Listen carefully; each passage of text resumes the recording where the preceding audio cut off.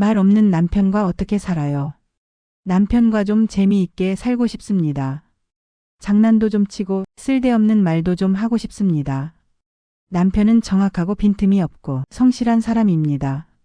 저를 잘 도와주기도 합니다만 감정 표현을 잘 하지 않습니다. 기쁘다, 좋다, 미안하다, 고맙다, 애썼다. 이런 말도 잘하지 않습니다. 저는 늘 답답합니다. 그냥 있는 그대로 말을 좀 해줬으면 좋겠는데 표현이 없어요. 이 문제로 화가 나서 고해 성사를 보기도 했습니다. 해결 방법이 없을까요? 욕심이 참 과하시군요. 성실하고 뭐 나무랄 게 하나도 없고 부족함이 전혀 없는데 거기다가 재미까지 있어라. 욕심이 과하신 것 같아요. 농담이고요. 많은 부인들이 똑같은 질문들을 하시거든요. 그러면 제일 그 다음에 나오는 그 대답이 경상도 남자다로 시작하는 경우들이 되게 많아요. 그래서 부인들은 내 남편이 뭐 경상도 남자이기 때문에 무뚝뚝하고 말도 잘하고 재미도 없고 뭐 이렇다. 뭐 이렇게 인정을 하면서도 그러나 내가 좀 더 재미있었으면 좋겠다라는 질문들을 제가 수도 없이 사실은 듣습니다. 그래서 그럴 때마다 저는 나도 대구 사람이에요로 시작을 해요. 저도 똑같이 무뚝뚝하고 살갑지 않고 정말 이렇게 뭐 말도 잘 안 하고 카타리나가 저보고 옛날에 우리가 부부 대화법에 대한 강의를 할 때 LD는 딱 세 글자로만 얘기한다. 그게 무슨 소리냐라고 사람들이 질문했더니 카타리나가 뭐라고 얘기를 하면 LD는 시끄러, 시끄러 세 글자로만 대답을 하던 사람이었어요.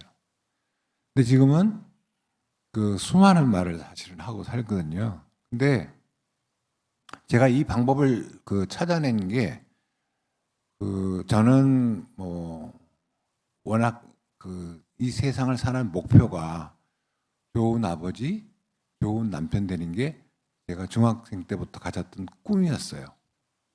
저는 평생 꿈이 좋은 아버지, 좋은 남편이 되는 거였는데 태생이 경상도 사람이고 시끄러. 그리고 여자를 한 인격체로 존중하지 못하고 내가 진 눌러도 되는 내 소유물로 생각하고 살았던 사람이란 말이에요. 근데 이 모든 생각을 다 바꾸게 됐는데 그게 내가 머릿속으로 아, 내 아내는 소중한 사람이야. 귀한 사람이야. 착한 사람이야. 사랑이 많은 사람이야. 아무리 얘기해봐야 그게 내 머릿속에 남아있냐고요. 그 생각할 때 그때뿐인 거죠. 그래서 이게 계속 지속이 안 되는 거예요. 그러니까 많은 남편들이 아, 내가 아내한테 좀 더 살갑게 대하고 말도 잘하고 좀 더 재미있게 살아야지라고 생각하지만 그 생각할 때뿐이고 돌아서면 자기도 모르게 잊어버리게 된다는 거예요. 아마 남성들이 전부 다 고개를 끄덕거리실 거예요. 와, 벌써 많이 끄덕거리시잖아요. 이게 남자들의 본성인 거예요. 그래서 아까도 얘기했지만 남자가 여성이 원하는 방식으로 사랑을 하려면 내가 뭔가 아내를 사랑하는 방법을 바꿔야 되겠구나. 의지적으로 바꿔야 되겠구나라고 생각을 했어요. 그래서 제가 제일 먼저 첫 번째로 시도했던 노력이 뭐냐면 직장 생활에 하루 종일 피곤하게 일을 하고 집에 오면 자기도 모르게 피로에 쩔어서 얼굴이 이렇게 찡그러져 있게 되잖아요. 그래서 찡그러져 있는 얼굴로 퇴근을 하게 되고 찡그러져 있는 얼굴로 하루 종일 나를 기다린 내 아내를 만나게 되는 거예요.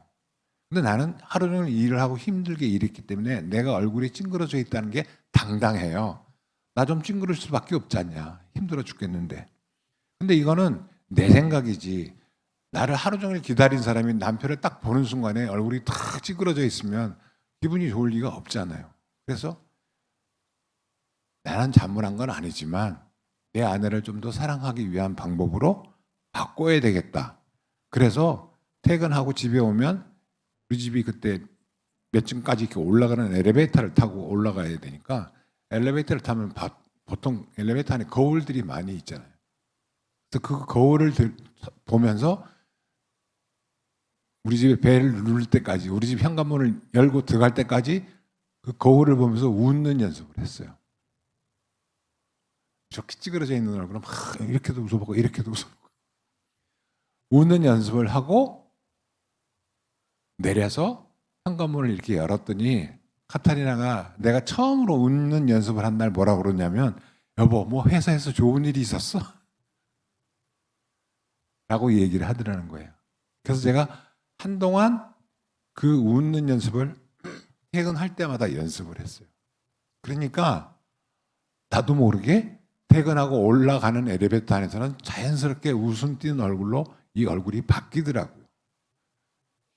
과연 내가 의지력이 강하고 내 노력이 정말 성실했기 때문에 그랬을까요? 하느님께서 아이고 기특해라. 이놈 좀 웃는 얼굴로 바꿔줘야 되겠구나 라고 생각하셨기 때문에 웃는 얼굴로 바꿔주셨겠죠. 그래서 저는 매일 퇴근하면서 웃는 얼굴을 대하기 시작했어요. 근데 이게 사실은 제일 좋은 게 첫 번째로 돈이 안 들어요. 웃는 연습하는데 돈 내라고 가르치는 데가 아무도 없어요. 그래서 돈도 안 드는 그런 웃는 연습을 하면서 방법을 바꿨는데 그게 계기가 돼서 아 내가 조그만 결심을 하면 우리 집의 삶이 바뀌는구나를 생각했어요. 그래서 그 다음부터 두 번째로 시도하는 게 뭐냐면 퇴근하고 집에 와서 저녁상을 차려주면 밥을 먹고 나서 숟가락을 놓잖아요. 그러면 부인들은 이렇게 쳐다봐요 얼굴을. 그게 무슨 소리냐? 맛있었니? 라고 물어보는 거란 말이에요. 근데 말을 물어보지를 못하니까 그냥 내 얼굴을 이렇게 쳐다본다고요. 내가 숟가락을 놓으면. 그때 부인이 남편한테 밥 해준 거니까 당당하게 얻어먹고 숟가락 내려놓고 그냥 들어가면 되는데 그건 아니다. 남편으로서 내 아내에 대한 사랑의 표시를 좀 해야 되겠구나. 그래서 밥 숟가락을 놓으면서 고맙습니다. 잘 먹었습니다. 라고 얘기를 했어요. 그랬더니 이 사람이 저 미친놈이 또 농담을 하는구나.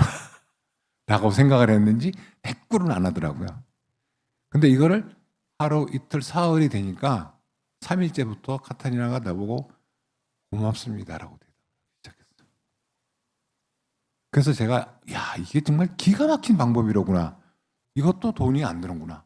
그래서 제가 부부싸움을 많이 하는 어려움 중에 있는 부부들한테 처방전으로 이거를 시도하라 그랬어요. 부부가 사이가 많이 어려우면 어차피 뭐 내가 잘못했니 사과를 하고 뭐 내가 그러면 보통 남편들이 뭐 잘못했다고 얘기하면 부인들이 뭐 잘못했는데 이렇게 대우치잖아요. 그렇기 때문에 남편들이 잘못했다 사과 잘 안 하거든요. 왜냐하면 사과했다가 뭐 잘못했는데 그러고 다 붙이니까 잘못했다는 얘기를 안 한단 말이에요. 그런데 사과할 필요도 없는 거예요. 그러니까 그냥 고맙습니다. 잘 먹었습니다. 이 두 마디로 모든 게 해결이 되는 거예요. 그래서 이게 그 어려움 중에 있는 부부들이 한 달만 저녁 식사 끝나고 고맙습니다. 잘 먹었습니다를 얘기해보고 한 달이 지나도 너희들 문제가 해결이 안 되면 내가 신부님들 만나서 혼인 무효소송 밟아줄게 라고 말할 만큼 당당하게 얘기를 했어요. 근데 진짜로 거의 모든 가정이 고맙습니다. 잘 먹었습니다로 해결이 났어요. 그래서 그러면 제가 이렇게 이제 열심히 노력한 걸 얘기하니까 엘디가 대단한 사람이야라고 생각할 거 아니겠어요? 아니거든요. 내가 왜 웃는 연습을 하고 잘 먹었습니다라는 생각을 아이디어를 짜냈느냐? 이렇게 맨날 웃거든요. 내가 뭘 잘못해도 웃어요. 내가 뭘 아프게 해도 웃어요. 그러니까 이 사람은 나사가 좀 풀린 사람 같아. 내가 어려움을 줘도 그냥 웃어요. 그래서 내가 많은 세월이 지난 다음에 물어봤어요. 뭐가 그렇게 좋냐? 하느님이 직접 창조하셔가지고 자기 옆에다 놔줬는데 이 인간을 하느님이 자기를 사랑하는 인간으로 만들어 주실 거라고 자기 믿는다는 거예요. 근데 우리만 그럴까요? 하느님이 쪼잔하게 우리 부부만 그렇게 할까요? 여러분 모든 부부를 다 그렇게 창조하셨어요. 근데 많은 사람들은 뭐라고 얘기를 하느냐? 자기 배우자에 대한 불만을 갖고 있을 때 뭐라고 생각하느냐? 지금처럼 재미상이 없거든요. 이렇게 얘기한단 말이에요. 소곤소곤하고 섬세하지 않거든요. 이렇게 얘기한단 말이에요. 근데 왜 그러냐? 자기 배우자가 자기 마음에 드는 사람으로 이렇게 바뀌어져 있지 않기 때문에 그렇게 얘기하는 거잖아요. 근데 하느님께서는 우리에게 자기 짝을 지어 놓을 때 당연히 잘 안 맞는 사람들을 짝을 지어 놓으셨잖아요. 그리고 사람들은 자기 배우자가 자기 마음에 안 들기 때문에 뭐라고 하느님께 얘기를 하냐? 기왕에 창조하시려면 좀 잘 만드시지. 불량품을 만들어 놓으셨으냐? 자기 배우자가 불량품이라고 생각하고 AS를 하든가 반품을 받으시든가 이렇게 얘기한단 말이에요. 근데 그래서 자기 배우자가 자기 마음에 들지 않더라도 하느님이 나한테 많이 사랑하라고 보내신 분이라는 걸 믿으면 좋겠어요. 많은 부부들이 이렇게 호소하시는 분들이 굉장히 많아요. 남편들이 재미가 없다고. 성실하긴 성실한데. 근데 저는 이제 그게 우리나라 그 고유의 문화에서 오는 거라고 생각을 하거든요. 그리고 어려서부터 우리가 교육을 그렇게 받지 않아 가지고 점잖아야 되고 할 일은 하고 내가 성실하게 과묵해야 되고 성실하게 살기는 사는데 우리는 어려서부터 그런 거를 배우질 않고 뭐 그런 문화에서 살아서 할 줄을 몰라요. 할 줄을 모르는 거예요. LD가 지금 설명을 여러 가지 하긴 했는데 그런 거를 시도하기가 너무 힘이 들어요. 해보시면 되는데 저 같은 경우에도 굉장히 애교가 없거든요. LD가 이제 사랑해달라고 찡얼대고 하면 뭐 하여간 그런 때가 많았는데 막 화를 내고 그러면 제가 어떻게 해야 될지를 모르겠어요. 근데 이제 정말 위기 같은 때가 왔었거든요. 그런데 화를 막 내고 있는 그 얼굴을 이렇게 쳐다보는데 얼굴을 보고 싶지가 않아요. 너무너무 미워요. 그 얼굴 쳐다보기 싫어서 이제 어떻게 해야 되지? 라고 있다가 내가 LD 가슴을 쳐다보면서 LD가 키가 크니까 같이 이렇게 서 있어도 얼굴이 안 보이잖아요. LD 가슴을 쳐다보면서 예수님, 저 LD 사랑 못 하겠어요. 너무너무 싫어요. 쳐다보기도 싫어요. 그런데 사랑을 해야 되는데 어떻게 해요? 그러면서 이제 그러면 내가 예수님, LD 안에 계신 예수님, 당신은 내가 사랑할 수 있어요. 라고 하면서 이제 사랑하는 걸 시작을 했거든요. 이제 호클라에서 배웠던 거죠, 이거는. 그래서 사랑을 하고 그다음에 막 저보고 이제 애교스럽게 하라고 뭔가를 이렇게 이제 그런 걸 원하긴 원하는데 시집살이를 하고 있는 중인데 제가 애교스럽게 하면 시어머니 앞에서 내가 너무 점잖지 못한 거예요. 할 수가 없는 거예요. 그럼 LD는 그게 싫고 어떻게 하나 그런데 막 위기가 왔기 때문에 제가 해야 되겠구나라는 생각을 하고 어떻게 하지? 그러다가 제가 그랬어요. 제 마음속에서 아 이제 카타리나는 내가 이 세상에서 없어져야 되겠구나. 그래서 제가 저를 땅에다 딱 묻고 저를 지경지경 밟아서 없애버리고 저는 새로운 카타리나로 태어나서 다시 LD를 사랑하고 살겠습니다. 그리고 이제 사랑을 하면서 애교를 떨으려고 하는데 도저히 이게 안 되는 거예요. 너무나 부끄럽고 그다음에 용기가 안 나고 이게 안 돼요. 그래서 이제 내 얼굴에다 철판을 깔자 해가지고 자꾸 제 얼굴에다가 이제 철판을 깔면서 LD한테 이제 애교스럽게 다가가는데 LD는 우습죠. 저는 한간 힘을 다해서 노력을 하는데 LD는 그게 너무 우스운 거예요. 그렇지만 저는 이제 하나하나 하면서 LD 볼도 좀 쓰다듬어 주고 엉덩이도 두드려 줘보고 한번 안아보기도 하고 그다음에 이제 뭐 그 출근할 때 엘리베이터까지 따라가면서 애교도 떨어보고 이제 별 방법을 다 써봤는데 하니까 되더라고요. 처음에는 안 되는데 근데 너무너무 부끄러워요. 그 하는 그 행위들이. 근데 우리나라에서 그런 게 우리 문화에서 어려서부터 이게 우리가 습관이 되지 않았기 때문에 어려운 거라고 생각이 들어요.